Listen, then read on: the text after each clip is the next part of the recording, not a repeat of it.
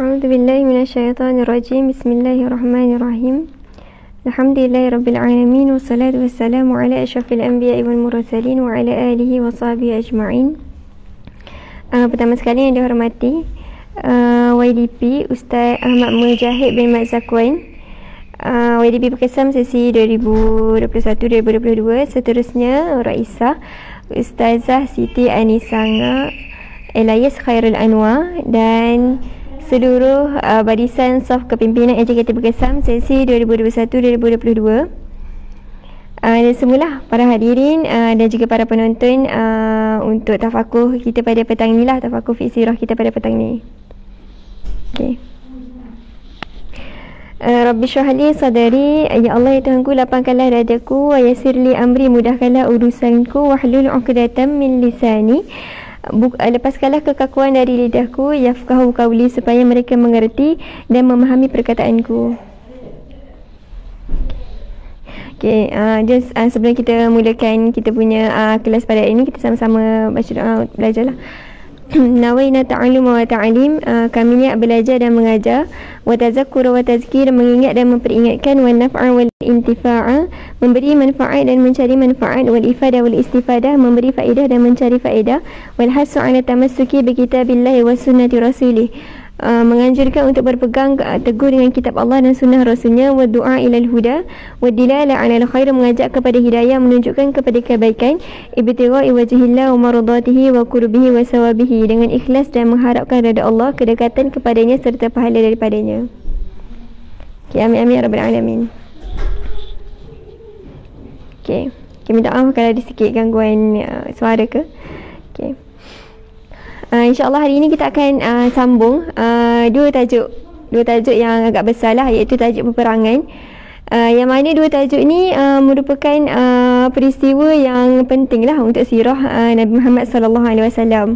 Yang mana daripada dua peristiwa ni, iaitu dua perang ni, iaitu perang Hunain dan juga perang Tabuk, banyaklah pengajaran dan juga ibrah yang kita boleh ambil daripada peperangan ni. Dan insyaAllah kita akan baca dulu, ataupun kita sama-sama baca untuk peperangan Hunain, kemudian kita akan masuk ke perang Tabuk. Okey. Untuk secara umumnya, peperangan Hunain ni berlaku selepas berlakunya Fathu Mekah, yang mana kita dah belajar sebelum ni lah berkaitan dengan Fathu Mekah, yang mana Allah bagi satu berita ataupun nikmat gembira kepada Rasulullah dan juga orang mukmin, dapat membuka kota Mekah kembalian, dapat menghapuskan kota Mekah daripada kejahilan ataupun daripada inilah kekejian ataupun kejahilan orang-orang musyrik, dan dapat dikuasai oleh orang-orang Islam. Dan bila mana Fathu Mekah, kita tahu ramailah orang yang masuk Islam. Adapun beberapa golongan lah orang yang masuk Islam, yang benar-benar masuk Islam kerana ikhlas hati untuk masuk Islam, dan yang masuk kerana tak pasal ataupun takut dibunuh lah, ataupun takutlah kepada Rasulullah. Jadi ada yang masuk Islam disebabkan takut, ada yang masuk Islam yang disebabkan betul-betul ikhlas hati untuk masuk Islam. Jadi secara umumnya mereka yang memerangi yang menyertai peperangan Hunain ni ada dari pelbagai kelompok lah, yang imannya berbagai peringkat. Okay. Jadi boleh buka muka surat 302 kalau ada sama buku muka surat dengan Ana. Okay. Ghazwatul Hunain, peperangan Hunain. Wa qad kanat fi Syawal sanah 8 min hijrah an-Nabi sallallahu alaihi wasallam. Perang Hunain ni berlaku bila?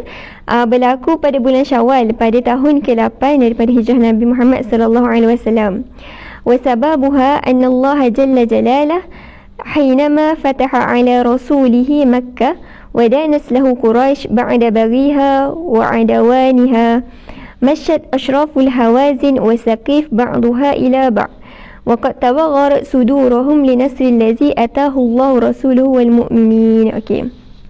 Antara punca ataupun sebab berlakunya peperangan Hunain ni, macam Ana cakap sebelum tadi, Allah SWT ni telah bagi satu nikmat kepada orang Islam, di mana Allah bagi Rasulullah ni membuka kota Mekah. Okey, bila mana kota Mekah dibuka, orang-orang musyrik ni tunduklah, maksudnya tunduk kepada Rasulullah dan bersedia untuk terima apa-apa pun balasan daripada Rasulullah SAW. Dia kalau kita tengok pada waktu Mekah, Rasulullah ni tidaklah membunuh mereka. Rasulullah macam biarkan mereka, Rasulullah bebaskan mereka. Kalau nak peluk Islam, sangat dialu-alukan. Kalau tak nak, Rasulullah tidaklah membunuh mereka. Cuma ada dalam kalangan beberapa puak lah, beberapa puak ni tidak suka dengan tindakan ataupun apa yang dilakukan oleh umat Islam. Jadi mereka ni memusuhilah umat Islam dan tidak tunduk kepada Rasulullah SAW. Jadi mereka ni nak berperang dengan umat Islam kan. Mereka ni siapa? Golongan daripada Hawazin dan juga Saqif. Masyad ashraful Hawazin wa Saqif ba'duha ba'da. Jadi fahashadu hushudan kabirah. Jadi mereka ni telah mengumpulkan tentera yang sangat ramai lah daripada puak Hawazin dan juga Saqif untuk menentang Rasulullah SAW dan juga orang Islam. Dan mereka ni diketuai oleh siapa? Wa jama'a amruhum Malik ibn Auf Sayyid Hawazin. Diketuai oleh Malik ibn Auf, iaitu ketua ataupun ketua kepada puak Hawazin sendiri. Wa amruhum faja'u ma'ahum bi amwalihim wa nisa'ihim wa abna'ihim hatta nazalu bi Awtas, yakni makan baina Makkah wa Taif. Yang mana mereka ni diketuai oleh pemimpin Hawazin sendiri, iaitu Malik ibn Auf. Malik ibn Auf ni telah minta bantuan daripada seorang tentera jugalah, tapi iaitu namanya Durait. Kalau tengok ada dalam, kalau baca dalam buku sirah lain, Durait ni seorang tentera juga, tapi dia buta. Dia buta. Cuma dia tahu selok belok ataupun strategi peperangan yang sebaiknya. Jadi Malik ni minta bantuan Durait dari kaumnya sendirilah, iaitu kaum Hawazin. Okey. Dan Malik ni bawa bersama, nak pergi berperang ni, bawa bersama apa? Bawa bersama dengan harta, wanita-wanita, isteri-isteri, anak dan juga anak-anak. Maksudnya bawa semua apa yang ada untuk pergi berperang. Yang mana mereka ni jadi sebagai apa? Ad-difa', supaya tentera yang menyertai perang ni rasa, maksudnya bersemangat lah bila tengok ada sekali anak-anak, isteri. Jadi mereka ni akan terus semangat untuk jaga mereka ni. Iaitu harta-harta mereka, isteri-isteri mereka, anak-anak dan juga hamba-hamba lah mereka bawa sekali. Tentera musuh ni bawa sekali. Wa ajma'u al-masiru ila Rasulillah sallallahu alaihi wasallam fa kharaja ilaihim sallallahu alaihi wasallam lasta layali khaluna min Syawal fi 12,000 min al-muslimin. Okey, jadi Rasulullah SAW bila mana dapat tahu berita yang musuh ni nak menyerang, maksudnya nak bagi serangan kepada umat Islam, jadi Rasulullah ni mengumpulkan balik tentera daripada umat Islam sendiri. Seramai berapa? Seramai 12,000 orang. Yang mana 10,000 min ahli Madinah, 10,000 daripada ahli Madinah, wa alfain min ahli Makkah, dan 2,000 lagi daripada ahli Makkah. Okey. Kemudian wa ba'asa Rasulullah sallallahu alaihi wasallam Abdullah ibn Ubay Hadrat al-Aslami liyazhabu fayadkhulu bainal musyrikin wa yuqimu fihim wa yu'allimu akhbarahum. Okey, macam biasa dalam kebanyakan siri peperangan Rasulullah ni akan hantar jasus uyun, iaitu pengintip lah, untuk masuk ke dalam kelompok musuh. Rasulullah hantar siapa? Abi Hadrat al-Aslami. Rasulullah hantar Abi Hadrat al-Aslami ni masuk ke dalam kem tentera musuh lah, untuk tengok berapa banyak ataupun berapa ramai tentera musuh, apa strategi yang mereka lakukan, apa je yang mereka bualkan semasa dekat dalam kem tersebut. Jadi Abu Hadrat ni mahirlah dengan tempat musuh tersebut kan. Yang mana musuh tadi berada di Awtas kan. Mahir dengan keadaan tempat tersebut, jadi mudah untuk beliau masuk ke tempat tersebut. Dan bila mana dapat tahu berita-berita, beliau akan balik dan memberitahu kepada Rasulullah sallallahu alaihi wasallam. Okey, kira Abi Hadrat ni merupakan pengintip untuk umat Islam. Okey, wa kana qad dzukira li Rasulillah sallallahu alaihi wasallam anna 'inda Safwan ibn Umayyah adra'an wa asliha. Okey, ini ada satu cerita. Satu cerita yang penting juga yang kita tahu, yang kita perlu tahu dalam semasa peperangan Hunain ni. Rasulullah ni telah buat satu muamalat ataupun politik dengan orang bukan Islam. Siapa namanya? Time tu Safwan ibn Umayyah ni dia tak Islam lagi. Dia ada yang golongan orang-orang musyrik, tapi lepas tu dia masuk Islam lah. Yang mana Safwan ni ada banyak baju besi. Jadi Rasulullah ni nak pinjam dengan Safwan baju besi. Maka berlakulah satu perbualan lah antara Rasulullah dan juga Safwan. Safwan ni tanya Rasulullah, "Aghasbani ya Muhammad, adakah kau akan merampas baju besi ni daripada aku?" Rasulullah kata, "Qala bal 'ariyah." Tidak, aku hanya ingin meminjamnya dan ada jaminan ke atas baju ni. Kalau contoh baju tu hilang ataupun rosak, akan diganti. Dan Rasulullah meminjam dengan Safwan ni berapa? 100 baju besi dengan kelengkapannya sekali lah. Okay, itu satu muamalah Rasulullah dengan maksudnya dengan orang bukan Islam, orang musyrik. Okay. وعلم مالك ابن عوف بمقدم رسول الله صلى الله عليه وسلم فعبأ أصحابه في وادي هنين وانتشروا يكمنون أنهائه. Okey, bila mana Malik ibn Auf ni dah dapat agak dah dekat mana tentera Islam ni, tentera Islam dah nak sampai. Jadi Malik ibn Auf yang mana ketua kepada Hawazin tadi, kepada musuh, minta tenteranya untuk berada di Hunain, di setiap penjuru Hunain lah, untuk melancarkan serangan lah bila mana tentera Islam datang. Jadi wasala al-muslimun ila wadi Hunain fanhadiru fihi fi ghabash as-subh fama ra'ahum illa al-kataib kharaja ilayhim min mudayak al-wadi wa sha'buhu wa qad hamilu hamlatan wahidah 'ala al-muslimin فانكشفت الخيول وانتشر الناس راجعين لا يلوي أحد منهم على آخر. Okay, apa yang berlaku bila mana tentera musuh ni dah sampai dulu dekat Hunain. Jadi mereka ni dah ambil posisi masing-masing, duduk dekat atas bukit dekat setiap penjuru untuk melancarkan serangan kepada umat Islam. Jadi bila mana tentera Islam ni sampai dekat Hunain, mereka ni dah duduk dalam saf ataupun dalam saf masing-masing lah yang mana yang Rasulullah telah aturkan. Tapi bila sampai, tiba-tiba banyak datang panah daripada tentera musuh. Jadi tentera Islam ni kucak-kacir, memang tak duduk dalam saf, memang terus lari sana-sini sebab datang serangan daripada tentera musuh. Jadi apa yang berlaku? Wa in haza Rasulullah sallallahu alaihi wasallam zatil yaum. Rasulullah ni bergabung dengan tentera yang sebelah kanan. Maksudnya Rasulullah pergi ke sebelah kanan kan. Summa nada fin nas. Rasulullah ni melaungkan kepada tentera Islam, "Ilayya ibadullah ana nabiyul la kazib wa ana ibnu Abdul Muttalib."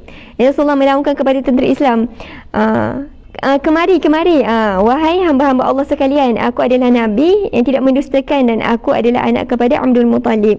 Kiranya Rasulullah buat macam tu untuk memanggil tentera Islam semula bahawa Rasulullah ni masih ada.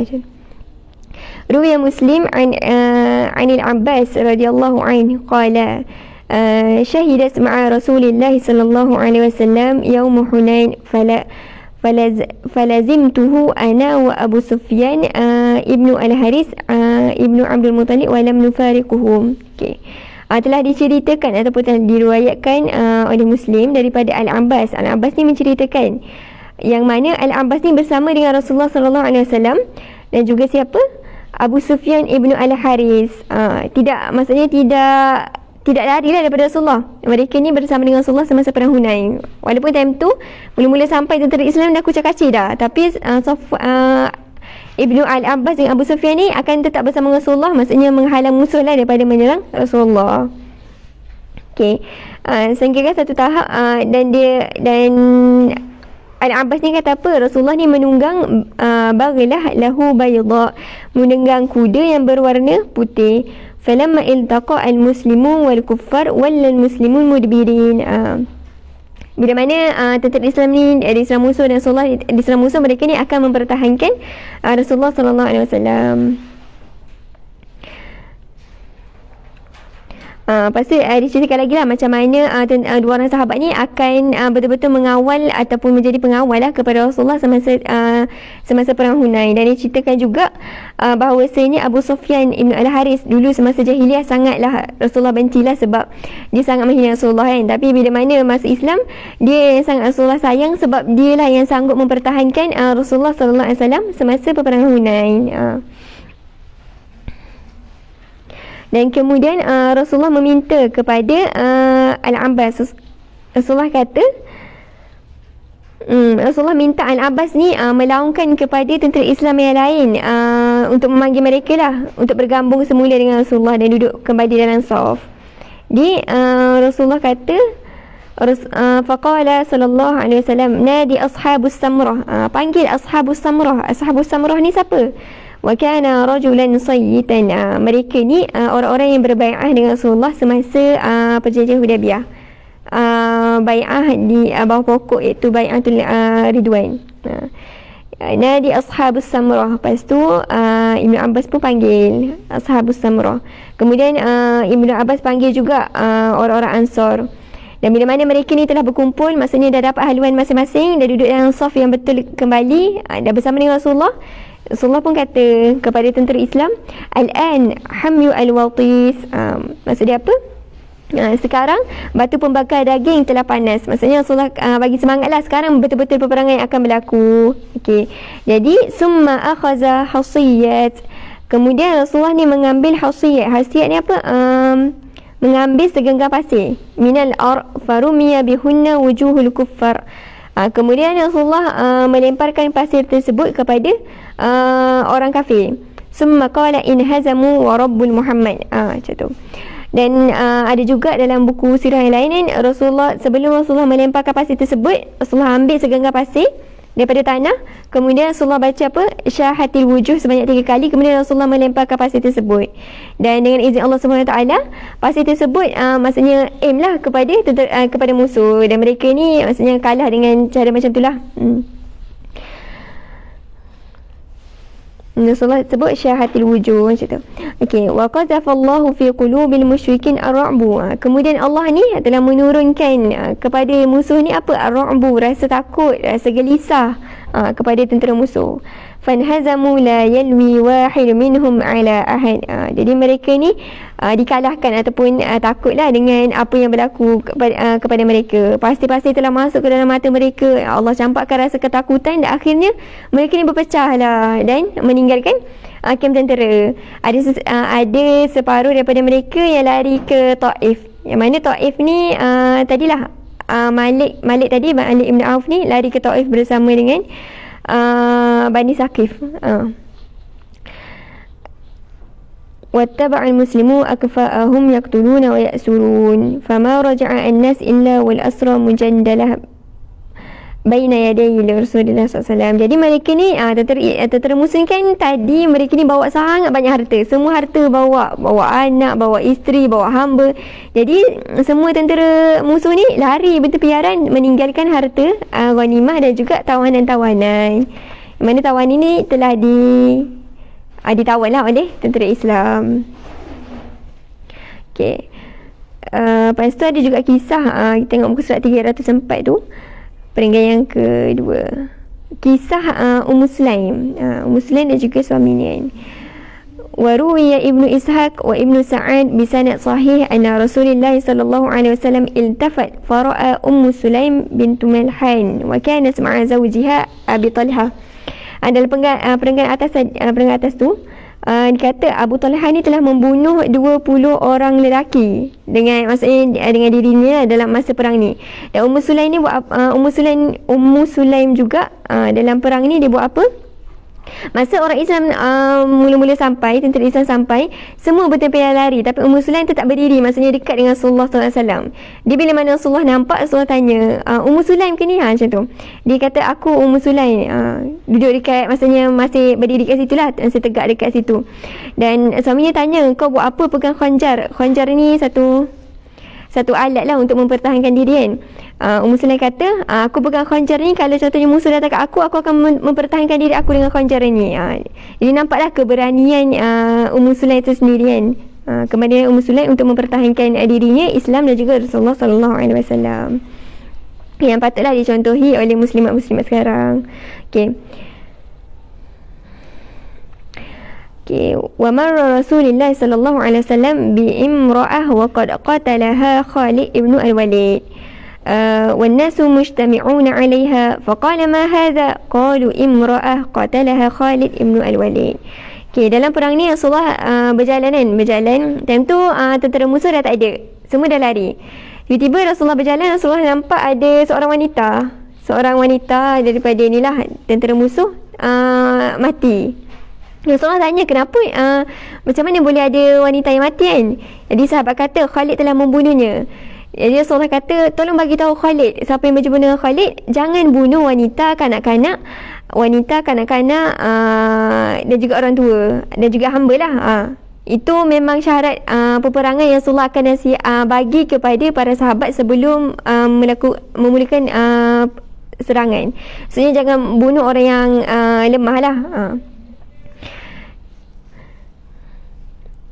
Cuma kalau kita tahu tadi dalam perang Hunain ada Durok kan. Durok ini adalah orang dia agak tua sikit dan dia buta. Kalau kita tahu Durok ini tua, buta dan lemah, patutnya kita tak boleh bunuh Durok ini sebab dia dalam keadaan orang tentera musuh yang lemah. Tapi Rasulullah kata Durok ini boleh dibunuh. Kenapa? Sebab kalau dia ada akan membahayakan tentera Islam. Sebab musuh ni menggunakan Durok ni sebagai orang yang akan mengatur strategi. Jadi dibolehkan untuk membunuh orang yang macam tu. Walaupun dia ada kelemahan yang seperti mana yang Rasulullah kata tadi. Okey, wa farra Malik ibn Auf wa man ma'ahu min rijalat qaumuhu hatta wasalu ila Taif famtana'u bihasniha wa qad taraku wara'ahum maghanim katsira. Okey. Kiranya tadi ada perangkat dikata Malik ni telah lari bersama beberapa orang lelaki ke Taif dengan Bani Saqif tadi dan meninggalkan banyaklah harta ghanimah. Okey, wa amara Rasulullah sallallahu alaihi wasallam bil ghanaim kulluha fahasabat fil ja'ranah. Jadi Rasulullah ni meminta sahabat untuk meletakkan harta rampasan tawanan-tawanan dekat satu tempat yang dinamakan Ja'ranah. Wa ja'ala 'alaiha Mas'ud ibn Amr al-Ghaffari, dan Mas'ud ibn Amr ditugaskan untuk menjagalah harta rampasan tersebut, harta rampasan perang. Okey, jadi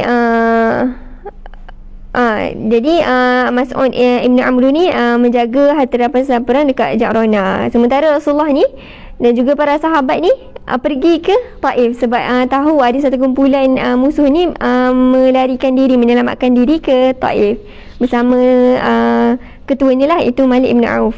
Okey. Jadi kalau kita tahu bandar Taif ni ada satu bandar yang besar, dan dalam bandar Taif ni telah dilengkapkan dengan kelengkapan, maksudnya bekalan. Kalau contohnya telah mereka ni diserang atau dikepung, mereka boleh bertahan selama setahun. Jadi tentera musuh ni duduklah dalam Taif, duduk dekat Taif. Dan tentera Islam ni, Rasulullah dan juga tentera Islam ni telah mengepung Taif, mengepung bandar Taif ni selama ada yang riwayat kata 10 hari, ada yang kata 20 hari. Jadi bila lama sangat Rasulullah kata perintahkan para sahabat bersiap-siaplah untuk kita berangkat pulang. Untuk kita berangkat pulang lah, maksudnya kita tidak menawan ataupun membuka kota Taif ni. Wa ruwiya Abdullah ibn Amr annahu sallallahu alaihi wasallam a'lana fi ashabihi inna qafiluna insyaallah, kita akan pulang insyaallah. Dan sahabat ni tanya, narji' wa lam naftatihu, para sahabat tanya, kita pulang, kita tak membuka ke kota Taif ni wahai Rasulullah? Jadi Rasulullah pun okey, tak apalah, kita tunggulah esok, kita tunggu esok, kita cuba buka esok. Sebab setiap kali mereka ni tentera Islam ni nak serang kota Taif, mereka akan diserang kembali, maksudnya ramailah yang cedera. Jadi Rasulullah kata kita apa, kita tunggu esok. Okey, bila tunggu esok sama juga, ramai juga yang cedera. Maksudnya mereka diserang daripada dalam kan, tentera musuh serang mereka daripada dalam. So Rasulullah kata kita pulanglah, kita balik. Rasulullah kata, lepas tu para sahabat pun okey, kita pulanglah, kita balik. Fa'ajabuhum dhalika fadhahaka Rasulullah. Rasulullah ni macam tergelak ataupun tertawa sikit lah dengan kelihatan sahabat kan. Maksudnya sekejap je boleh berubah. Semalam kata tak nak balik, ni nak balik kan. Dia Rasulullah kata mungkin Allah tak bagi lagi kita buka kota Taif pada masa ni, jadi tak apalah, kita kembali ke Madinah. Walamma qafala Rasulullah sallallahu alaihi wasallam aidan qala li ashabihi, ketika mana Rasulullah dan sahabat ni nak balik, Rasulullah kata dekat sahabat ni, kita sama-sama berdoa, aibuna taibuna abidun li rabbina hamidun, kami memohon ampun kepada Allah Subhanahu Wa Taala, bertaubat kepada Allah Subhanahu Wa Taala, Tuhan yang maha dipujilah. Maksudnya sebab mereka ni tak dapat membuka kota Taif kan, jadi mereka minta ampun kepada Allah Subhanahu Wa Taala. Wa qala lahu ba'du sahabah, ya Rasulullah ud'u Allah ala Saqif. Ada sahabat yang seorang ni kata, wahai Rasulullah, doakanlah untuk Saqif ni. Rasulullah kata, Rasulullah mengangkat tangan dan berdoa, Allahumma hdina Saqifan wa'ti bihim. Rasulullah mendoakan, ya Allah, ya Tuhanku, berikanlah hidayah kepada orang-orang Saqif ni dan datangkanlah mereka kepada kami dalam keadaan mereka Islam. Okey, kuntu wa qad hadallahu Saqifan ba'da zalika. Alhamdulillah kan, Allah telah maksudnya memberi hidayah lah kepada penduduk Saqif dan ada yang datang kepada Rasulullah dan memeluk Islam. Kiranya kita dengan tentera musuh ni, dengan musuh Islam ni, janganlah kita menghina mereka kan. Nak tahu, kita ni kena banyak mendoakan mereka supaya mereka ni diberi petunjuk ataupun hidayah oleh Allah Subhanahu wa ta'ala. Sebab hati manusia ni dipegang oleh Allah. Okey, dah habis cerita berkaitan dengan peperangan Hunain. Kita tengok perang Hunain ni sekejap je lah. Sekejap je berlaku disebabkan penduduk Saqif dan juga Hawazin ni tak puas hati dengan kemenangan Islam. Mereka nak berperang, tapi akhirnya mereka dikalahkan dengan tentera Islam sendirian. Dan banyaklah harta ghanimah yang mereka tinggalkan. Jadi tajuk yang seterusnya ni akan cerita macam mana Rasulullah ni membahagikan harta ghanimah semasa perang Hunain. Dia agak berbeza sikit lah dengan perang sebelum-sebelum ni. Okey, wa'ada Rasulullah sallallahu alaihi wasallam ila Ja'ranah. Okey, tadi Rasulullah telah mengumpulkan harta rampasan dekat Ja'ranah kan. Dia Rasulullah kembali lepas dah kepung Taif tu selama beberapa hari dan tak dapat, Rasulullah kembali ke Ja'ranah untuk menyelesaikanlah baki tugasan berkaitan dengan harta ghanimah dan juga as-sibbi, iaitu tawanan. Wa fiha as-sibbi wal ghanaim التي أخذت من Hawazin في غزوة Hunain فقسم السبي هناك. Okey, jadi Rasulullah ni harta orang-orang tawanan ni Rasulullah telah membahagikan kepada para sahabat. Okey, ni ambil siapa-siapa ni lah tawanan-tawanan tersebut. Masa Rasulullah tengah membahagikan harta rampasan perang, tiba-tiba datang summa qadama alaihi wafada min Hawazin muslimin. Datanglah beberapa orang. Kalau dalam buku sirah lain disebutkan ada 14 orang datang. Dan ada riwayat kata Zuhair ibn Sor, itu ayah saudara susuan Rasulullah SAW datang dalam keadaan nak peluk Islam dan minta dan berkata dekat Rasulullah, kami ni telah ditimpa malapetaka lah, maksudnya sebab kita menentang Islam kan. Jadi dia minta kepada Rasulullah untuk kembalikan semula lah harta ni dan juga tawanan-tawanannya, maksudnya ahli keluarganya. Dia Rasulullah kata, kamu boleh pilih antara dua, sama ada nak balik harta ataupun aku bagi tawanan. Jadi bila mana dah diberi pilihan, mereka ni kata, aku nak balik ahsab aku ataupun keturunan aku, nasab aku. Jadi kembalikan semula je aku punya tawanan. Harta tu ambil lah, dia kata macam tu. Jadi disebabkan Rasulullah ni telah membahagikan tawanan kepada tentera Islam, jadi Rasulullah panggil tentera Islam semua yang mana yang Rasulullah dah bagi harta tawanan. Rasulullah panggil siapa yang rasa rela hati.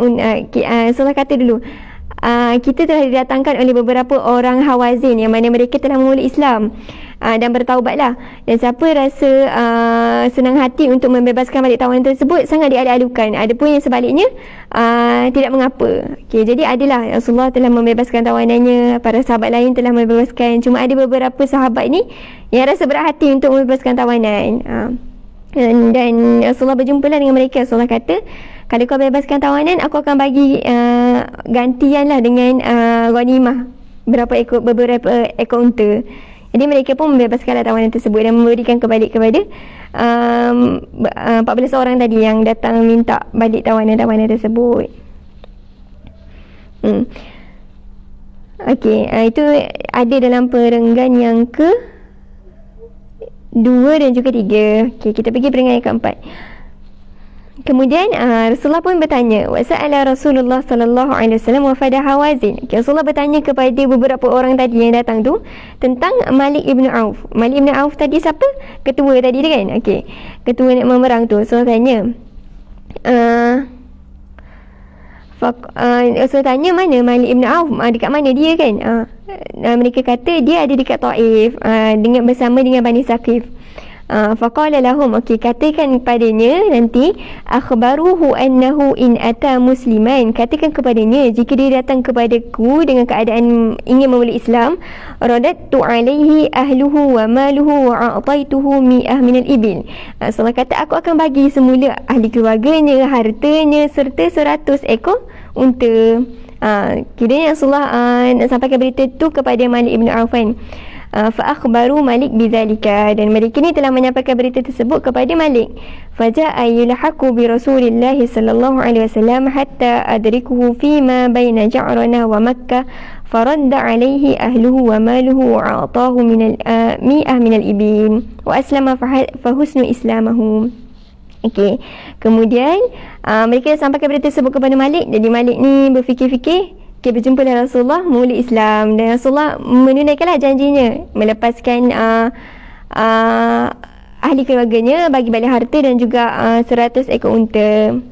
Sebenarnya kalau berimannya seorang, maksudnya Malik ni kan seorang ketua, bila di mana dia beriman, dia memudahkan orang lain ataupun ikutnya untuk sama-sama ikut dia. Jadi itulah kebijaksanaan Rasulullah kan. Nak Malik ni beriman. Okey. وخص عن النبي صلى الله عليه وسلم المؤلفة قلوبهم وهم أهل مكة بمزيد من الغنائم والأعطيات يتألفون قلوبهم على الإسلام. Kat dalam ni cerita macam mana Rasulullah ni membagikan harta ghanimah kepada orang-orang muhajirin yang baru memeluk Islam. Rasulullah ni tak bagi satu pun harta kepada orang-orang Ansar. Rasulullah hanya bagi harta kepada orang-orang muhajirin kan, yang baru memeluk Islam. Banyaklah harta. Yang paling banyak Rasulullah akan bagi kepada ketua pemimpin bani-bani. Itu paling banyak Rasulullah akan bagi. Sebab untuk menjinakkan ataupun melembutkan hati mereka. Sama juga kita zaman sekarang macam mana zakat tu diberikan kepada mu'alaf, untuk mereka ni rasa mereka ni dihargai, untuk lembutkan hati mereka untuk duduk dalam Islam kan, dalam agama Islam sendiri. Begitu yang Rasulullah buat kepada orang-orang muhajirin. Jadi orang Ansar ni adalah bunyi-bunyi sikit mulutnya. Wajada ba'dal ansar fi nufusihim.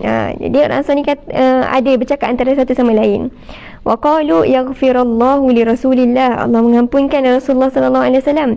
Yu'ti Quraisyan wa yatrukna wa suyufina taqtar min dima'ihim. Okey. Rasulullah bagi banyak sangat dekat orang-orang muhajirin dan juga Ansar. Sedangkan kita ni orang muhajirin, sedangkan kita orang Ansar ni yang paling banyak menentang ataupun menentang musuh-musuh tadi tu kan. Maksudnya membunuh musuh-musuh tadi, yang paling ikhlas sekali. Macam itulah lebih kurang. Jadi berita ni sampai kepada Rasulullah SAW. Bila mana sampai berita ni, Rasulullah pun kata kepada seorang sahabat, okey, kumpulkan kaum Ansar dekat satu tempat, yang mana kat situ kena ada Ansar je, jangan ada orang lain. Maksudnya biar aku bersama dengan Ansar, berbicara dengan golongan Ansar kan. Jadi adalah berlaku satu dialog yang panjang antara Rasulullah dan juga orang Ansar. Dia Rasulullah tanya orang-orang Ansar ni beberapa soalan kan, yang mereka beberapa soalan. Okey, bila mana Rasulullah mengumpulkan mereka, Rasulullah tanya, alam atakum dhulalan fahadakum, tidakkah telah Allah hantarkan hidayah kepada kamu selepas mana kamu ni telah Allah timpakan kesesatan. Wa kuntum mutafarraqin fa'allafa qulubakum, dan kamu ni bergaduh dan Allah telah satukan hati kamu selepas itu. Wa kuntum a'la fa'aghnakum, dan kamu ni rendah dan Allah telah meninggikan darjat kamu kan. Dan mereka ni jawab balik, betul wahai Rasulullah, betul apa yang Rasulullah kata. Dan Rasulullah kata, jangan menipu kata yang sebenarnya apa yang kau nak kata kepada aku wahai golongan Ansar. Jadi mereka berterus terang kepada Rasulullah. Mereka ada rasa lah tak puas hati. Maksudnya Rasulullah ni bagi terlalu banyak harta ghanimah ni kepada orang-orang muhajirin, sedangkan meninggalkan kami golongan Ansar. Jadi satulah ayat yang selalu diulang-ulang kepada golongan Ansar ni. Wahai golongan Ansar, tidakkah engkau reda? Tidakkah engkau reda kan? Orang-orang muhajirin ni balik ke negeri mereka dengan membawa harta ghanimah. Bawa apa? Bawa kuda, bawa unta dan sebagainya. Tapi engkau balik bersama aku, maksudnya balik bersama sesuatu tubuh yang sangat hebat ke kota Madinah kan.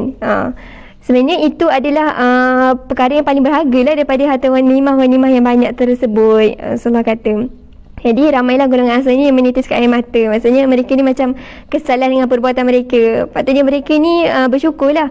Golongan Muhajirin ni aku bagi harta ghanimah ni untuk memujuk mereka untuk duduk dalam Islam ni betul-betul ikhlas. Adapun kamu betul-betul dah ikhlas dekat jalan Allah, maka kamu akan balik bersama dengan aku. Patutnya kamu lebih bersyukur, menjadi orang yang lebih redha. Jadi mereka pun menangis sehinggalah basah. Maksudnya menangis teres-teresan. Maksudnya lepas tu mereka kata radina billahi wa rasulihi qasman. Rasulullah ada juga mendoakan golongan Ansar. Allahumma raham al-ansar wa abna'ul ansar wa abna'u abna'il ansar. Ya Allah ya Tuhanku, rahmatkanlah golongan Ansar dan keturunan-keturunan golongan Ansar tersebut. Okay, biasalah manusia ni bila dengan harta dia akan rasa macam susah hati. Rasa macam kenapa aku tak dapat, orang yang tak dapat. Tapi sebenarnya yang paling penting tu keikhlasan kita lah dalam kita ni berjuang ataupun kita menegakkan agama Islam itu sendiri.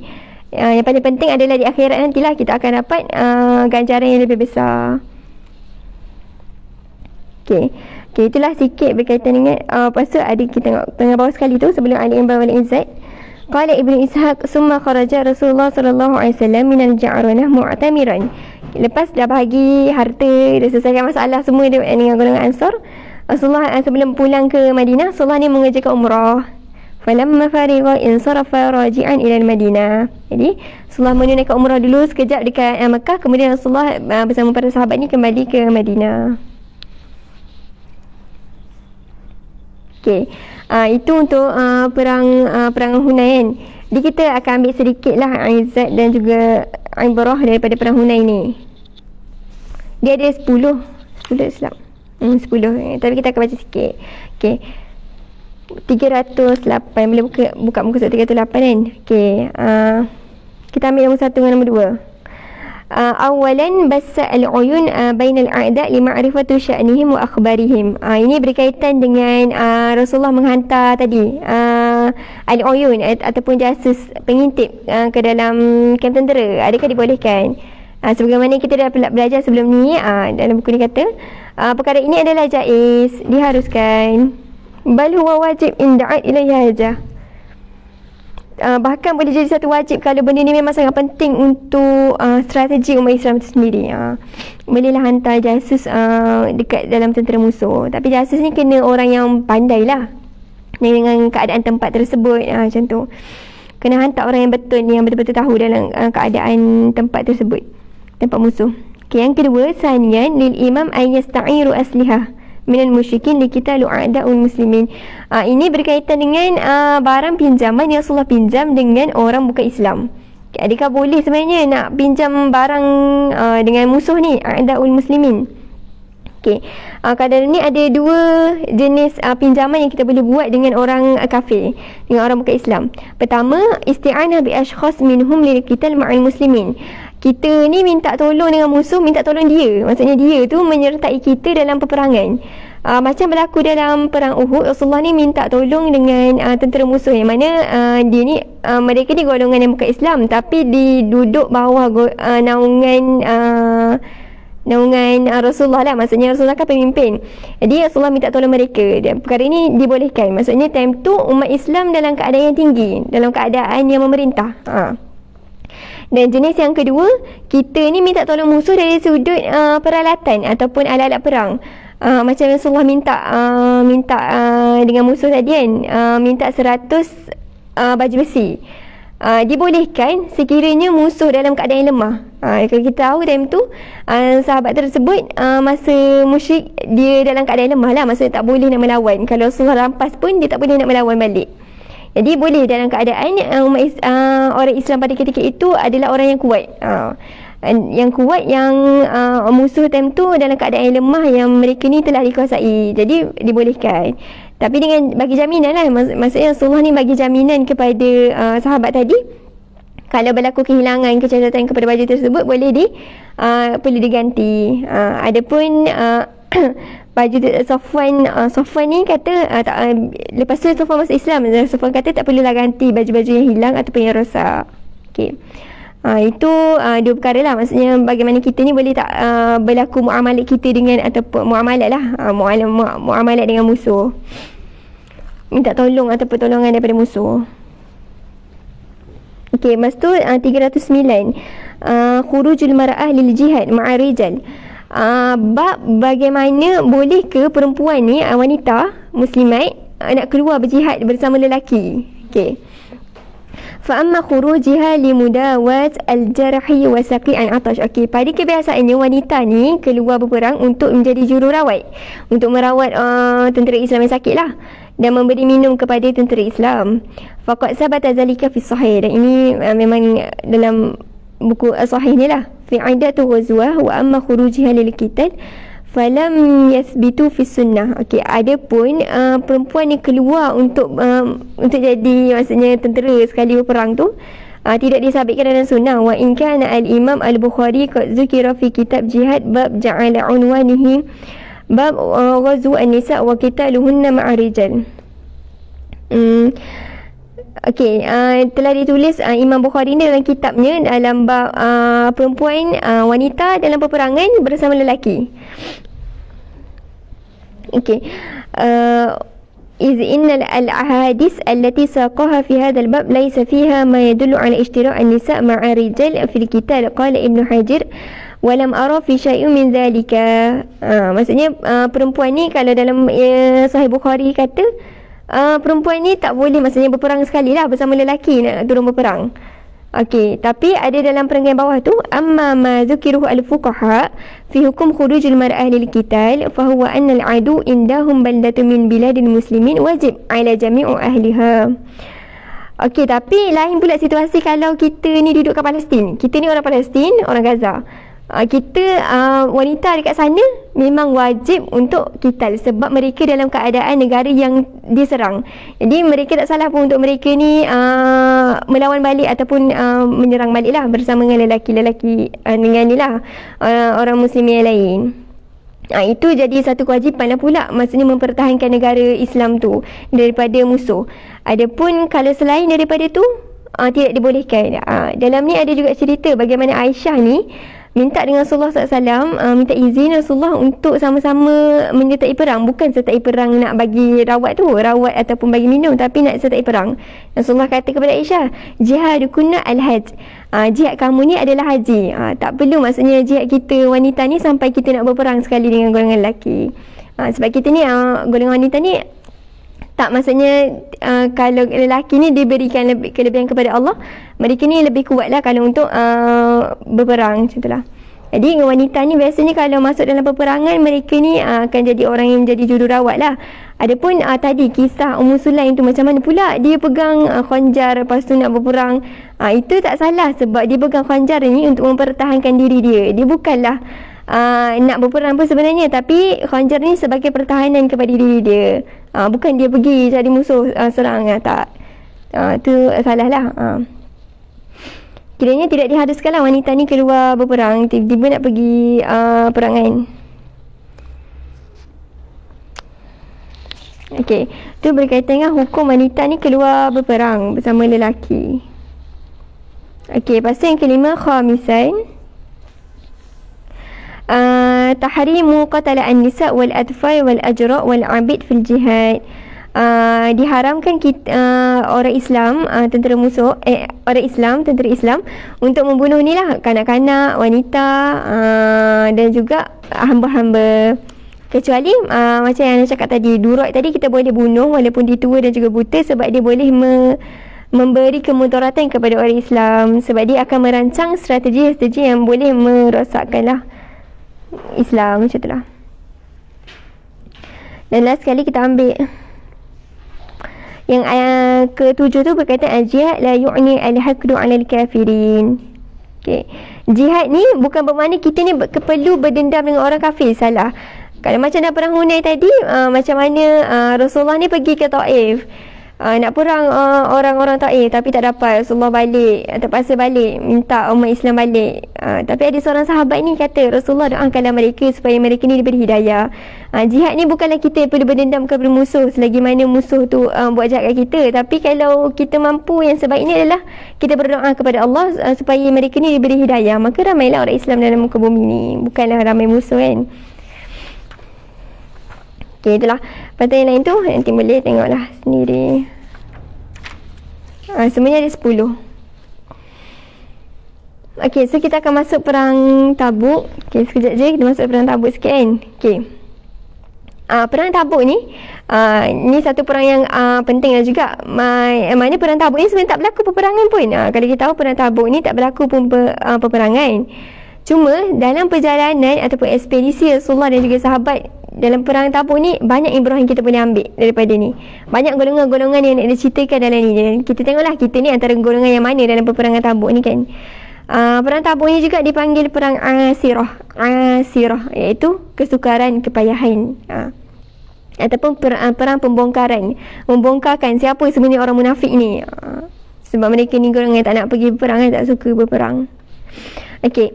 وسبابها على ما رواه ابن سعد وغيره أنه بلغ المسلمون من الأنباط الذين كانوا يتنقلون بين الشام والمدينة للتجارة أن الروم قد جمعت جموعا وأجلبت إلى جانبها لخم وجزام وغيرهم من نصارى العرب الذين كانوا تحت امرأة الروم. Imra'atul Rum. Okey, punca berlaku perang Tabuk ni pertama disebabkan ada sampai satu berita kepada orang muslimin yang mana mereka ni berdagang daripada Syam ke Madinah. Sampai satu berita kata tentera Rum ni telah buat satu persiapan yang sangat lengkap bersama beberapa inilah orang-orang Arab yang lain daripada Lakhmun wa Juzam. Daripada Lakhmun Juzam ni Bani yang mana mereka ni tak perlu Islam. Mereka duduk di bawah naungan Rom, yang mana kita tahu masa tu Rom ni adalah satu kuasa besar dunia pada masa tu kan. Dan Rom ni dengar okey, Islam ni dah buka Fatu Mekah, lepas tu ramai lagi orang dah masuk Islam. Jadi tentera Rom ni rasa macam nanti Islam ni akan naik. Jadi mereka ni nak serang tentera Islam, nak serang Rasulullah SAW. Sebab tak nak lah Islam ni menguasai dunia kan. Dan pada masa ni juga Rom ni baru lepas berperang dengan Parsi dan telah menjatuhkan Parsi, antara juga kuasa besar dunia lah pada ketika tu. Jadi mereka ni dalam keadaan yang sangat kuat lah kekuatan mereka kalau nak menyerang tentera Islam, nak menyerang Islam.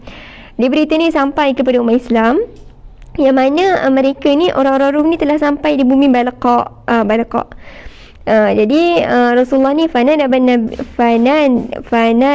Nabi an-nas ila khuruj. Rasulullah ni telah menugaskan kepada umat Islam ni untuk keluarlah sama-sama memerangi tentera musuh. Dan bilangan tentera Islam pada ketika itu, tentera musuh pada ketika itu, anna jaishu Rum kana qawamuhu 40,000. Okey, 40,000 orang. Lebih kurang 40,000 orang. Sangat ramai lah kan, 40,000 orang. Dan perang ni berlaku pada bila? Selepas perang Hunain ni terus berlaku perang ni kan.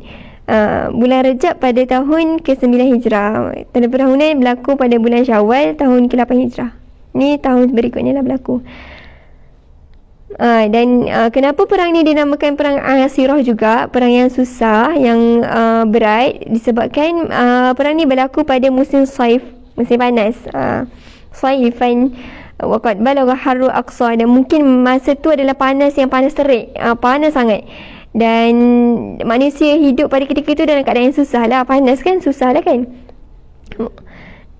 Wa kanat simarun Madinah fi waqtu nafsihi qad ayna'at, dan tumbuhan ataupun buah-buahan kat Madinah pada masa tu dalam keadaan yang berbuah. Bila berbuah ni, tuan-tuan kebun ni kena jagalah, kena jaga keadaan buahnya, kena petik, kena tengok keadaannya selalu kan. Jadi ni menyebabkan hati orang Islam pada ketika tu, nak pergi perang ke tak? Dah pokok-pokok dah berbuah ni, macam tu. Okey, dalam keadaan maksudnya mereka telah diuji. Fa min ajzalika a'lana Rasulillah an jihad allati sayatajihuna ilaiha. Okey, dan masa perang ni disebabkan Rasulullah tahu, okey, umat Islam ni akan bertempur dengan satu kumpulan yang besar, yang mana dia ada merupakan satu kuasa dunia, satu ni lah orang yang Rom ni adalah penguasa dunia pada ketika tu kan. Jadi dalam perang-perang lain Rasulullah tak pernah pun bercerita dengan sahabat macam mana keadaan tentera musuh yang mereka akan hadapi nanti. Tapi untuk perang Tabuk ni Rasulullah cerita tentera musuh ni 40,000 orang yang sangat banyak tentera, dia punya kelengkapan sangat canggih. Rasulullah cerita kepada para sahabat. Benda ni bukan adil dalam peperangan-peperangan sebelum ni. Okey. Jadi diceritakan juga kat sini macam mana perjalanan yang dilalui oleh tentera Islam nak sampai ke Tabuk tu memang agak susah dalam keadaan yang panas terik. Sehingga kan ada satu kat perangai mana? Ada dalam satu kisah ni, sahabat ni naik unta. Dalam satu unta tu ada 2-3 satu unta ditunggangi oleh 2-3 orang sahabat. Dan sampai satu masa ni mereka ni rasa macam Allah tak ada tekak dah, sebab macam air dah tak ada sangat. Sampai mereka ni macam, ya Allah, mana air ni tak ada sangat kan. Sampai mereka ni sembelih unta yang mereka tunggang tu untuk ambil uncang air dalam perut unta tersebut untuk melegakan tekak mereka. Maksud nak kata dalam keadaan yang sangat payah lah pada ketika itu. Okey. Dalam ni dah dibahagikan beberapa puak yang menyertai perang. Yang pertama kita tengok perangai akhir tu, akhadha aqwamu minal munafiqin yaquluna li ba'dha la tanfiruna fil har. Okey, ada beberapa orang munafik ni dia berkata kepada antara sesama mereka lah, tak payahlah kita pergi berperang, kat sana panas. Dan diorang ni munafik ni yang tak eloknya perangai mereka ni, mereka akan cuba menghasut orang-orang Islam yang lemah iman. Ya, sebenarnya orang Islam ni mereka tak munafik, ada lagi terselit dalam hati mereka ni keislaman ataupun iman tu. Tapi disebabkan maksudnya orang munafik ni sukalah maksudnya cakap-cakap, tak payahlah pergi perang, nanti kalau kita terbunuh macam mana, kita tak sampai perang lagi, nanti mati sebabkan kebuluran, disebabkan kita ni kehausan sangat. Itu antara kata-kata yang dilemparkan oleh orang munafik kan. Dan ada juga seorang sahabat, waja'a akhar, dalam ni kata Al-Jid Ibn Qais, dia datang berjumpa Rasulullah. Dia ni adalah orang munafik dia datang. Ya Rasulullah, izinkan aku untuk tidak pergi berperang. I'zanali wala taftani. Ada juga dalam ayat Quran kisah pasal dia. Tapi jangan jadikan aku ni satu fitnah. Dia kata aku ni tak mampu. Wallahi laqad urifa qaumi. Kawan-kawan aku ni tahu yang aku ni lelaki yang tak boleh tengok perempuan. Nanti aku tak mampu. Bila pergi perang pun aku tak mampu. Macam tu. Jadi Rasulullah pun okeylah, tak mengizinkanlah dia untuk tidak pergi berperang. Dan ada, kita boleh tengok dalam surah At-Taubah ayat 81 dan juga surah At-Taubah ayat 49. Macam mana Allah menceritakan dalam Al-Quran perangai ataupun sifat orang munafik ni dalam perang Tabuk. Surah At-Taubah ayat 81 ni Allah cerita yang tadi tu kan, farihal mukhallafuna bimaq'adihim khilafa Rasulillah wa karihu an yujahidu bi amwalihim wa anfusihim fi sabilillah. Telah bersukacita orang al-mukhallafun. Al-mukhallafun ni orang yang tidak menyertai perang. Nah, yang mana mereka ni adalah orang-orang munafik lah, orang munafik yang tidak menyertai perang. Mereka ni sukalah sebab mereka ni berada di belakang Rasulullah. Maksudnya mereka dah minta izin Rasulullah untuk pergi perang, dan Rasulullah pun izinkanlah mereka. Rasulullah tidak macam berkeras lah kepada orang munafik ni. Dan mereka ni tak suka untuk berjihad di jalan Allah dengan harta mereka ke, diri mereka ke, sampai mereka ni akan menyebarkan kepada orang lain, jangan ikut berperang disebabkan keadaan kita yang sangat panas terik ini. Itu diceritakan dalam ayat Quran. Ada juga dalam surah At-Taubah ayat 49. Boleh tengoklah sama-sama. Ada golongan munafik yang tadi samalah. Dia kata Rasulullah izinkan aku untuk tidak pergi perang dan jangan jadikan aku ni satu fitnah. Macam tu. Okay, itu keadaan ataupun satu golongan. Puak yang pertama itu golongan munafik yang mereka ni cuba untuk minta izin ataupun minta excuse lah daripada Rasulullah untuk tidak menyertai perang, dan cuba menyebarkan kepada orang-orang sekeliling untuk tidak berperang sekali lah. Okay, yang kedua, golongan yang kedua, kita tengok pendengar yang kedua. Ammal mu'minuna fa aqbalu ila Rasulillah min kulli sawb. Okay, ada golongan mukmin ni datang kepada Rasulullah dari pelbagai sudut, pelbagai arah. Wa kana qad hadda ahlul ghina. Dan mereka ni telah menggalakkan orang-orang kaya, orang-orang muslimin ataupun orang-orang beriman yang kaya ni untuk menyumbangkan harta mereka. Sama ada dari segi kenderaan yang digunakan untuk berperang atau sebagainya. Dan kalau tengok dalam kisah ni, ramai para sahabat yang menyumbang ke semasa perang Tabuk. Antaranya Osman. Osman ni telah menyumbangkan ataupun menginfakkan 300 unta dan juga kelengkapannya bersama 1000 dinar. Okey. Itu Osman. Dan ada juga yang lain, Abu Bakar. Abu Bakar lagi baguslah. Abu Bakar ni biasa dalam perang dia memang akan infakkan semua hartanya lah dalam peperangan. Kalau yang dalam perang Tabuk pun sama, dia menginfakkan semua hartanya dalam peperangan. Adapun Umar datang menginfakkan sebahagian daripada hartanya ke dalam perang ni. Dan ramai lagi lah para sahabat yang lain yang bagi sumbangan untuk perang Tabuk. Okey. Itu golongan yang kedua, orang beriman yang kaya yang mampu menginfakkan hartanya dalam perang, dan mereka menginfakkan harta tersebut. Ada pun golongan yang ketiga, kita tengok perenggan yang second last. Wa akbala rijalun minal muslimin adlaqu alaihim al-buka'un yatalabuna min Rasulillah zuhuran yarkabuna halil khuruj ila jihad ma'ahum. Golongan ni golongan yang nak menyertai perang tapi mereka tak mampu. Mereka datang kepada Rasulullah dalam keadaan menangis. Wahai Rasulullah, kami ni golongan kami ni mampu, badan kami mampu untuk berperang, cuma kami tak ada harta ataupun tak ada kenderaan untuk pergi berperang. Mereka kata kalau andai kata ada kenderaan untuk mereka untuk menyertai perang, mereka akan sertai perang kan. Maksudnya mereka ni golongan yang tak mampu dari sudut harta lah, tapi dari sudut badan mereka ni masih mampu untuk menyertai perang. Rasulullah kata, aku tak dapati maksudnya kenderaan untuk kalian, jadi tak apalah, aku mengizinkan kalian untuk tidak menyertai perang. Dan mereka ni sebenarnya sedih lah sebab tak dapat sertai perang bersama dengan Rasulullah. Jadi selesai semua ada beberapa golongan tadi, maka kharaja Rasulullah sallallahu alaihi wasallam fi ma yuqarib 30,000. Jadi Rasulullah keluar bersama dengan lebih kurang 30,000 orang tentera lah. Kalau musuh tadi ada 40,000 orang kan. Yang ni tentera Islam ada lebih kurang 3,000 orang tentera. Yang mana dalam 3,000 orang tentera ni ada pelbagai lah golongan betul-betul ikhlas nak berjihad dan golongan sebaliknya. Dan ada juga golongan al-mukhallafin yang mana mereka ni bukannya orang munafik, tapi mereka ni lambat-lambat nak pergi perang dan akhirnya mereka tak sertai perang. Ada nanti akan diceritakan berkaitan dengan 3 orang sahabat yang dipulaukan, Ka'ab bin Malik, Murarah bin Rabi' dan Hilal ibn Umayyah. Cuma ada seorang sahabat ni nama dia Abu Khaisumah. Abu Khaisumah ni hampir-hampir tak sertai perang. Okay, kita tengok dalam muka surat 315 perenggan kedua tu, perenggan kedua dah kot. Yang panjang tu ada cerita berkaitan dengan Abu Khaisumah. Okey.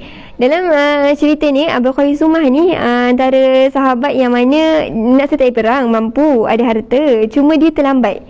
Okey, Abu Khaisumah ni ada 2 orang isteri. Dan ada 2 kebun, 2 rumah lah kan kiranya. Isterinya macam biasalah dah masakkan untuk dia untuk bagi makan semua. Dan pada ketika tu Abu Khaisumah ni balik ke rumah. Dan pada masa yang sama tentera Islam dah start bergerak nak pergi ke Tabuk. Dan dia macam perasan tak perasan lah yang tentera Islam ni dah bergerak ke Tabuk. Okay, bila mana dah bergerak ke Tabuk ni, Abu Khaisumah ni nak masuk ke dalam rumah salah seorang isteri ni lah. Tiba-tiba dia tersedar, kenapa aku kat sini macam tu, lebih kurang. Kenapa aku kat sini? Aku dalam keadaan Rasulullah dan sahabat dah bergerak pergi Tabuk dalam keadaan yang panas, tak cukup makan, dalam keadaan yang susah. Tapi aku dekat sini dalam keadaan yang rumah aku sejuk, ada isteri aku, makanan pun dah tersedia. Tapi aku kat sini. Lepas tu dia terkejut, macam salah ni. Jadi dia kata kepada isteri-isterinya, 2 orang isterinya, aku tak akan masuk rumah ni kecuali lepas aku pulang daripada Tabuk. Kiranya dia telah mempersiapkan diri dia untuk kejar tentera Islam yang telah bergerak ke Tabuk tu lah. Maksudnya dia Allah masih bagi hidayah lah kepadanya untuk sama-sama sertai perang kepada Abu Khaisumah. Bila mana Rasulullah nampak Abu Khaisumah daripada belakang, maksudnya dia sempatlah kejar tentera Islam kan. Rasulullah mendoakan Abu Khaisumah ni dengan kebaikan. Maksudnya dia bukanlah golongan orang yang tercicir lah. Macam tu. Okey. Wa'ana muslimun fi hadhihi rillah juhudan syaqqah. Kali ni dia kata orang Islam pada ketika ni mengalami satu perjalanan yang panjang dan kepenatan lah dari segi jasad mereka. Dalam ni lah cerita tadi tu yang beberapa orang sahabat ni telah membunuh unta mereka tunggangi untuk dapatkan air. Okey, dan ada juga dalam perenggan bawah tu dia cerita macam mana sahabat ni kan dah terlalu dahaga, musim panas sangat-sangat dahaga. Sehingga kan ada seorang sahabat ni cari air, yang lain tengah tunggulah. Mereka tak dapat juga air dan mereka say Allah macam dah tak ada tekak dah. Macam tu lah, kira macam dihirus-hirus lah tekak mereka, mungkin dahaga sangat lah ketika tu. Rasulullah ni sahabat Abu Bakar kata kat Rasulullah ni, wahai Rasulullah, kau ni kalau berdoa Allah akan makbulkan. Boleh ke berdoa untuk kami ni dikurniakan air lah, dikurniakan mujizat air kan. Dia Rasulullah kata, betul ke nak ni? Dia kata kalau boleh, macam tu lah. Jadi Rasulullah berdoa. Tak habis lagi Rasulullah tak turunkan tangan lagi, hujan pun turun lah dekat kawasan tentera Islam. Dan mereka pun mengumpulkan air-air yang telah turun tersebut. Dan bila mereka dah berjalan, mereka dapati yang hujan tu hanya dekat tempat tentera Islam tadi je yang Allah turunkan. Maksudnya kata mukjizat lah, mukjizat Rasulullah SAW. Okey, perenggan bawah sekali tu, walamma intahu ila Tabuk lam yajidu hunaka kaidan wala qitalan. Kini Rasulullah dan sahabat ni dah sampai kat Tabuk. Tiba-tiba bila mereka sampai kat Tabuk ni, mereka tak dapati tentera musuh pun kat situ. Maksudnya tak ada peperangan, tak ada tipu daya, macam itulah. Faqad ikhtafa wa tafarraqu ulaika alladhina kanu qad tajma'una lil qital. Orang-orang yang tadi yang berkumpul nak perang ataupun nak serang Islam ni, mereka dah berpecah-pecah dah. Dah pergi balik rumah masing-masing dah. Tak tahulah, mungkin Allah dah campakkan rasa ketakutan lah dalam diri mereka. Yang sehingga kan ada kata kat sini, summa atahu Yuhana hakim Ailah fasalih Rasulillah ala juzyah. Sehingga kan masa tu kan dah sampai kat Tabuk. Rasulullah dan sahabat ni duduk kat Tabuk dalam beberapa hari. Datang kepada Rasulullah ni Yuhana, nama dia Yuhana, ketua negara Ailah. Dia nak buat perdamaian dengan Rasulullah SAW. Kiranya nak buat satu perjanjian lah dengan Rasulullah. Jadi dia bersetuju untuk membayar jizyah kepada Rasulullah. Maksudnya nak duduk bawah naungan Rasulullah SAW. Dan ada juga yang lain datang daripada Ahlu Jarba dan Azrah, yang sama juga buat satu perdamaian dengan Rasulullah dan berjanji untuk membayar jizyah kepada Rasulullah, untuk duduk bawah naungan Rasulullah SAW. Okey, wa marra al-jaysh ma'a Rasulillah sallallahu alaihi wasallam bil hijj. Okey. Dalam perjalanan ini, dalam perjalanan ke perjalanan balik, tak kurang pastilah. Tapi dalam ni Rasulullah ni sampai dekat satu penempatan manazil Samud, kaum Samud dulu. Yang mana mereka kaum Samud ni kan dilaknat oleh Allah kan. Dekat Hijj nama tempat tu. Bila mana sampai kat tempat tu, Rasulullah cakap dekat sahabat-sahabat, la tadkhulu masakin alladhina zalamu anfusahum. Jangan masuk rumah-rumah yang ada kat situ. Ay yusibakum ma asabahum illa an takunu bakin. Jangan masuk, tapi kalian ni para sahabat ni perlu ambil pengajaran dan menginsafilah kezaliman yang mereka ni kaum-kaum terdahulu telah buat pada diri mereka. Maksudnya telah menzalimi diri mereka. Summa qana'a ra'sahu wa asri'a asiru hatta ajaz al-wadi. Jadi Rasulullah minta kalau kita ni sampai dekat satu perkampungan yang mana tempat tu kita tahu, tempat tu contoh kita tak sampai kat Tasik Korun ke, kan banyak kan orang pergi ziarah-ziarah kat Bumi Mesir lagi banyak lah kan tempat-tempat yang macam tu. Piramid ke mana-mana ke, tempat musuh kita tahu memang mereka ni menzalimi diri mereka sendiri, tidak mentaati Allah. Kita bukan perlu mengembira kat tempat-tempat tersebut. Kita kena cepat lalu daripada kawasan tersebut, dan jangan, kalau boleh jangan minum ataupun jangan buat apa-apa daripada kawasan tersebut, sebab kawasan tersebut telah dilaknat lah oleh Allah SWT. Macam tu. Kiranya kita boleh lah ambil ibrah daripada tempat-tempat tersebut, tapi kalau boleh jangan lama-lama dekat situ. Okey, summa inna Nabi sallallahu alaihi wasallam qafala raji'an ila al-Madinah. Kemudian ada 10 hari Rasulullah dekat Tabuk ni, Rasulullah pun nak kembalilah. Qafala tu pulang ke Madinah.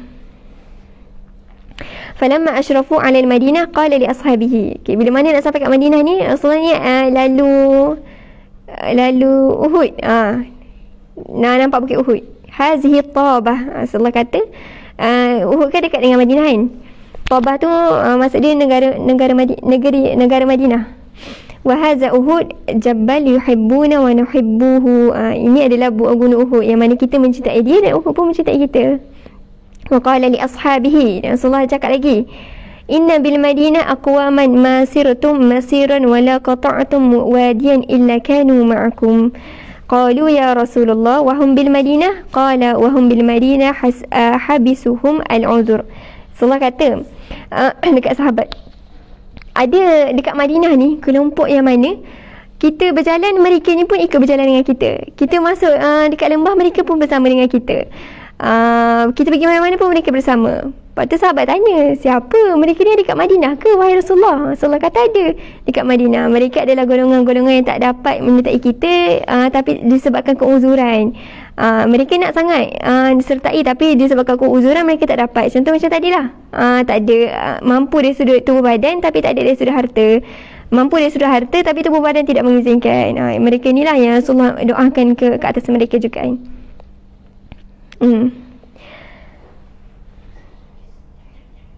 Nanti boleh baca surah At-Taubah ayat 91 dengan 92 berkaitan dengan golongan al-mukhallafin. Mukhallafin ni yang kita cerita sikit lah berkaitan dengan golongan mukhallafin ni. Mukhallafin ni golongan yang tak dapat sertai perang, tapi ada beberapa golongan. Okey, cerita kat sini, walamma dakhala Rasulullah al-Madinah bada'a bil masjid. Rasulullah macam biasalah bila sampai kat Madinah, Rasulullah akan sampai ke masjid, solat dulu. Solat 2 rakaat, solat sunat 2 rakaat. Dan bila mana Rasulullah duduk ni, golongan mukhallafin ni akan datang duduk kat Rasulullah kan. Mereka dalam lebih kurang 80 orang. Samanina rajulan. Mereka minta dekat Rasulullah untuk mendoakan mereka, maksudnya mengampunkan dosa-dosa mereka sebab mereka ni tak sertai perang. Cuma ada dua kisah sebenarnya kat dalam buku ni. Satu je kisah berkaitan dengan pemulauan yang Rasulullah buat kepada sahabat tadi. Siapa? Ka'ab ibnu Malik daripada golongan Khazraj, Murarah ibnu Rabi' dan juga Hilal ibnu Umayyah daripada Aus. Mereka ni kenapa? Mereka ni tak datang ataupun tidak menyertai perang. Kisah ni panjang. Kalau kita tengok muka surat 317 ni kisah Ka'ab sendirilah. Kisah Ka'ab ni agak panjang sikit. Sebab dia ni adalah seorang yang agak terkenal lah kalau dalam Madinah ni, seorang penyair yang terkenal. Okay. Dan dia berjumpa dengan Rasulullah, duduk dekat depan Rasulullah, kata, Rasulullah, maafkan aku, ampunkan aku sebab aku ni tak sertai perang, sedangkan aku ni dalam keadaan yang mampu untuk menyertai perang kan. Anda tak baca satu lah, kira anda bagi kesimpulan daripada kisah Ka'ab ni. Dan juga beberapa orang, dua orang sahabat lagi, Murarah ibnu Rabi' dan juga Hilal ibnu Umayyah. Okay. Rasulullah pun kata dekat Ka'ab dan juga dua orang lagi, engkau akan dipulaukan oleh Rasulullah perintahkan orang Islam ni untuk memulau mereka bertiga. Engkau akan dipulangkan, aku tidak akan mengampunkan engkau kecuali Allah yang mengampunkan engkau. Kiranya tunggu wahyu daripada Allah SWT dulu. Kalau Allah ampunkan, ampunlah. Kalau tak, memang akan dipulaukan lah, mungkin sepanjang hayat, macam tu. Jadi dalam semasa pemulauan ni, para sahabat ni tak boleh bertegur sapa dengan tiga orang sahabat ni. Tak boleh buat apa-apa. Sehingga kan ada dalam satu riwayat, dia hidup macam biasa. Dia akan pergi pasar, pergi masjid. Kalau pergi masjid pun tak payah salam dengan dia. Macam tu. Kira pemulauan yang buat ni memang betul-betul lah. Sebenarnya sahabat-sahabat ni tak akan tegur langsung walaupun sahabat karib kan. Dan sehingga ada hari yang ke-40, Rasulullah kata dekat Rasulullah bagi satu utusan dekat Ka'ab, untuk kata kat Ka'ab, wahai Ka'ab, kau uzlah daripada isteri kau. Jadi Ka'ab ni tak faham, kenapa nak kena uzlah, maksudnya aku kena talak isteri aku ke? Jadi utusan dia kata, bukan, jangan kau, maksudnya tak boleh lah duduk dengan isteri kau pada hari yang ke-40 tu. Lepas tu dia pun macam, tiga orang sahabat ni akan rasa dunia tu sangat-sangat sempit. Sebab dia pulaukan, maksudnya orang lain ni tak tegur dia, macam dia ni tak wujud lah kat dunia, macam tu lah. Dan ada satu dugaan juga yang datang kepada Ka'ab ni. Malikul Ghassan, dia terhantar satu surat dekat Ka'ab. Surat ni bertulis apa? Ka'ab, kau ni telah dipulaukan oleh orang Islam. Maksudnya orang Islam ni tak kisah pasal kau. Datanglah kat Ghassan ni, nanti kita orang akan bagi harta, tapi kau kena musuh Islam lah. Maksudnya murtad kan. Dia ni satu ujian kepada Ka'ab kan. Tentu dah lama lah dia dipulaukan. Tapi Allah masih menetapkan iman Ka'ab ni tetap dalam keimanan dia. So dia pun mengoyakkan kertas tersebut dan buanglah kertas tersebut kan. Itu dugaan, antara dugaan yang diberikan kepada Ka'ab. Dan sebenarnya masa pemulauan ni, sahabat-sahabat lain ni tak sanggup sebenarnya nak pulaukan sahabat sendiri kan. Maksudnya, tapi sebab ni perintah daripada Allah dan juga Rasul kan, dia mereka ni pulaukanlah Ka'ab dan beberapa orang sahabat lain. Manalah sanggup kita ni tak bercakap dengan sahabat kita kan, tapi disebabkan ni perintah ataupun ini pengajaran lah untuk diri dia, ataupun ini satu sebenarnya satu denda lah, ikop yang Rasulullah bagi kepada dia kan. Ikut-ikut ni sebenarnya penting lah kepada umat Islam kan, supaya tidak mengulangi ataupun supaya kita tak rasa perjuangan Islam ni satu benda yang main-main. Maksudnya setiap kesalahan tu perlu ada ikut. Maksudnya kena ada disiplin dalam kita memperjuangkan Islam kan. Jadi ini ikut yang Rasulullah nak ajar kita. Maksudnya kita untuk diri kita sendiri pun sebenarnya perlu ada rasa untuk memberi satu pengajaran untuk diri kita. Kalau kita ada buat kesalahan-kesalahan ataupun dosa kan, contoh kita lupa, kita tak bangun tahajud ke, kita lupa, ataupun kita ada buat maksiat hari ni, kita ikut diri kita, kita banyakkan zikir, kita lebihkan baca Quran. Itu sebenarnya perlu dibuat kan. Ini salah satu kisah lah macam mana ikut ni boleh dibuat sebenarnya dalam Islam, supaya dia satu pengajaran lah untuk diri kita. Walaupun kita akan rasa orang yang tengah mengikut orang lain tu, sebenarnya sahabat-sahabat lain ni rasa tak nak jumpa Ka'ab masa tu, sebab rasa macam kalau aku jumpa, aku tak cakap dengan dia, nanti dia akan Ka'ab ni akan terasa dunia ni sangat-sangat sempit kan. Dan bila mana dalam ni ada cerita pada hari yang ke-50, dia dipulaukan 50 hari. Hari yang ke-50 pada waktu subuh, Rasulullah datang kepada Ka'ab lepas solat subuh kan. Rasulullah datang kepada Ka'ab, Rasulullah kata kepada Ka'ab, wahai Ka'ab, bergembiralah hari ini ada berita gembira untuk kau. Jadi Rasulullah baca surah At-Taubah ayat ke 117 hingga 17 hingga 119. Dalam tu kan ditulis, laqad taballahu 'alan nabi wal muhajirin wal ansar. Sesungguhnya Allah telah menerima taubat Nabi dan orang-orang muhajirin dan ansar yang mengikutinya. Itu berjuang dalam masa kesukaran. Berjuang pada masa kesukaran ni adalah perang Tabuk ni lah. Sesudah hampir terpesong hati segolongan dari mereka dan menurut Nabi untuk berjuang, kemudian Allah menerima taubat mereka. Sesungguhnya Allah Maha amat belas kasihannya terhadap mereka. Dan Allah menerima pula taubat 3 orang yang ditangguhkan tadi, iaitu Ka'ab tadi bersama 2 orang sahabat lagi. Hingga apabila bumi yang luas ini terasa sempit kepada mereka kerana mereka dipulaukan, dan hati mereka pula menjadi sempit kerana menanggung duka cita, serta mereka yakin bahawa tidak ada tempat yang mereka lari dari kemurkaan Allah melainkan kembali bertaubat kepadanya. Lepas tu, wahai orang-orang yang beriman, bertakwalah kepada Allah dan hendaklah kamu bersama orang-orang yang benar. Bila mana Rasulullah telah sampaikan wahyu ni kepada Ka'ab, dan juga dia ramailah sahabat-sahabat lain masa tu dekat masjid, mereka ni terus berlari, maksudnya bergegas pergi ke Ka'ab, terus peluk Ka'ab ni. Sebenarnya mereka ni tak nak pun pulaukan Ka'ab, tapi dia sebabkan perintah mereka buat. Dan lepas habis pemulauan tu, mereka memeluk baliklah sahabat mereka. Itu satu pengajaran lah kepada umat Islam pada ketika itu. Kalau kita tahu dalam perang Tabuk ni ada 4 golongan mukhalafun. Yang pertama, kalau dalam buku ni tak tulis, cuma dalam buku fiqh sirah dia tulis 4 golongan mukhalafun, orang-orang yang tidak pergi berperang. Pertama, orang yang tidak pergi berperang yang diredai oleh Allah, yang mana mereka ni antaranya Rasulullah wakilkan mereka untuk menjaga negara Madinah, antaranya Ali bin Abi Talib, untuk menjaga Madinah. Ini mereka ni telah diredai oleh Allah lah, maksudnya diredai oleh Allah. Yang kedua, sahabat-sahabat yang tak dapat pergi berperang disebabkan tidak ada harta ataupun kekurangan, tapi mereka ikhlas untuk pergi berperang, dan mereka ni pun diredai oleh Allah dan juga Rasulnya. Maksudnya mereka ni diberi keizinan oleh Allah untuk tidak menyertai perang. Dan yang ketiga, ni golongan yang dikenakan tindakan disiplin, antaranya Ka'ab ni lah, Ka'ab dan 2 orang sahabat lagi. Dan ada juga dalam peristiwa perang Tabuk ni ada peristiwa tentang Abu Lubabah. Abu Lubabah yang menggantungkan dirinya dekat tiang, maksudnya tak nak buka ikatan tu, sebab dia tak pergi perangan, tak nak buka ikatan kecuali Rasulullah yang buka. Sama jugalah Allah telah mengampunkan dia jugalah, Abu Lubabah ni. Dan golongan yang keempat, golongan munafik, yang mana golongan munafik ni kalau kita tahu kan dia minta izin dengan Rasulullah untuk tidak pergi perang. Rasulullah ni senang je, Rasulullah bagi je untuk dia tidak, mereka tak pergi perang. Sebab Rasulullah tahu mereka ni adalah golongan munafik.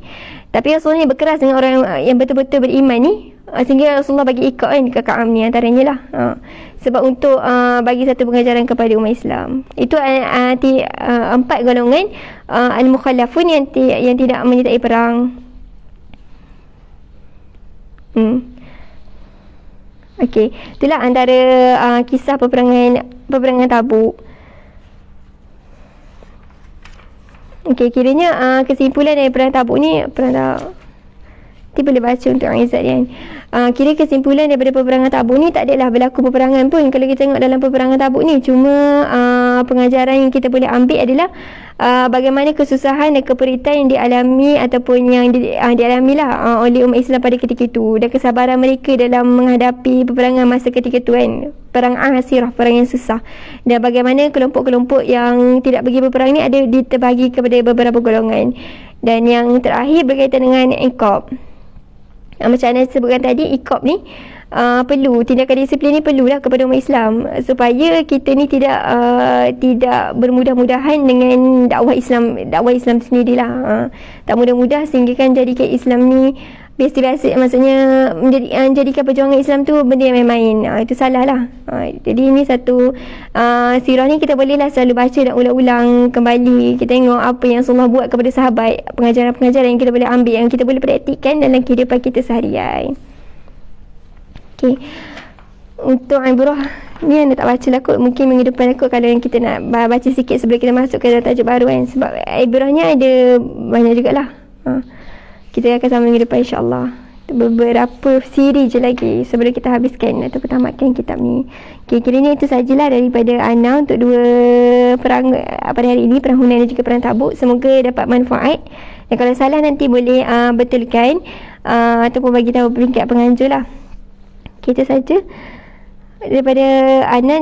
Jadi yang baik yang buruk itu datang daripada diri Ana. Hakikatnya keduanya daripada Allah SWT. Assalamualaikum warahmatullahi taala wabarakatuh.